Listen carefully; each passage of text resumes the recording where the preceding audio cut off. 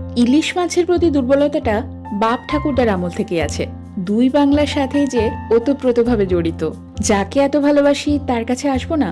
কস্তুরীতে ৭ থেকে ২৭ জুলাই অবধি চলছে ইলিশ উৎসব।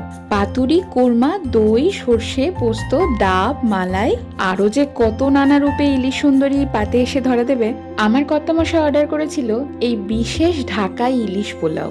একেবারে থালা পরিষ্কার করে খাওয়া যাকে বলে সেটি ঘটিয়েছে। বেগুন দিয়ে ইলিশ মাছের পাতলা ঝোল আমার বড্ড প্রিয়। ঝুরঝুরে আলু ভাজার সাথে সোনামুগ ডাল, ইলিশ মাছের মাথা দিয়ে ছেঁচড়া, আমের চাটনি, পাঁপড়।